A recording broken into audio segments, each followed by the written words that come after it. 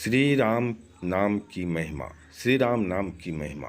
लंकापति रावण के वध के बाद जब अयोध्यापति प्रभु श्री राम की कीर्ति दूर दूर तक फैल रही थी और वह मर्यादा पुरुषोत्तम कहलाने लगे थे, तब एक दिन महादेव शिव की इच्छा भी मर्यादा पुरुषोत्तम श्री राम से मिलने की हुई। पार्वती जी को संग लेकर महादेव कैलाश पर्वत से उतरकर अयोध्या नगरी के रास्ते पर चल पड़े।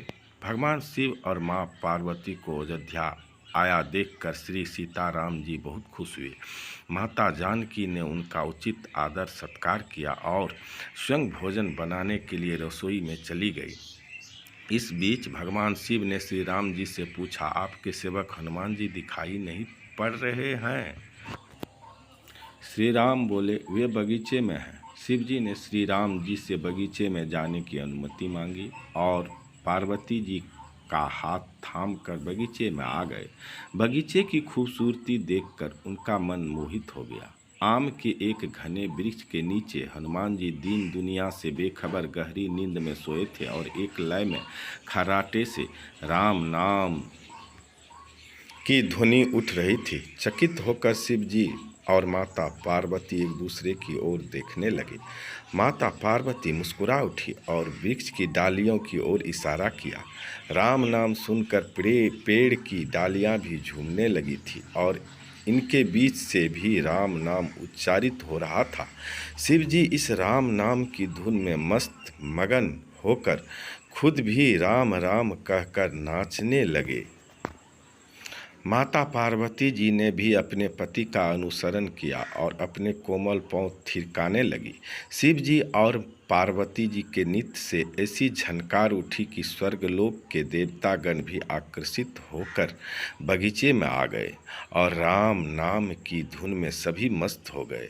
माता जानकी भोजन तैयार करके प्रतीक्षारत थी, परंतु संध्या घिरने तक भी अतिथि नहीं पधारे। तब अपने देवर लक्ष्मण जी को बगीचे में भेजा। लक्ष्मण जी तो स्वयं को श्री राम का सेवक ही मानते थे। बगीचे में आकर जब उन्होंने धरती पर स्वर्ग का नज़ारा देखा तो खुद भी राम नाम की धुन में झूम उठे।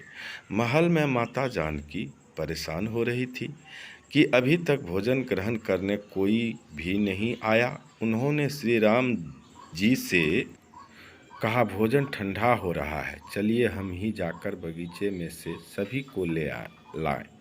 जब सीताराम जी बगीचे में गए तो वहाँ राम नाम की धूम मची हुई थी। हनुमान जी गहरी नींद में सोए हुए थे और उनके खर्राटे से अभी तक राम नाम निकल रहा था। श्री सियाराम भाव विह्वल हो उठे। राम जी ने हनुमान जी को नींद से जगाया और प्रेम से उनकी तरफ निहारने लगे। हनुमान जी प्रभु को आया देख शीघ्रता से उठ खड़े हुए। नित्य का समा भंग हो गया। शिव जी खुले कंठ से हनुमान जी की राम भक्ति की सराहना करने लगे। हनुमान जी सकुचाए लेकिन मन ही मन खुश हो रहे थे। श्री सियाराम ने भोजन करने का आग्रह भगवान शिव जी से किया। सभी लोग महल में भोजन करने के लिए चल पड़े। माता जानकी भोजन परोसने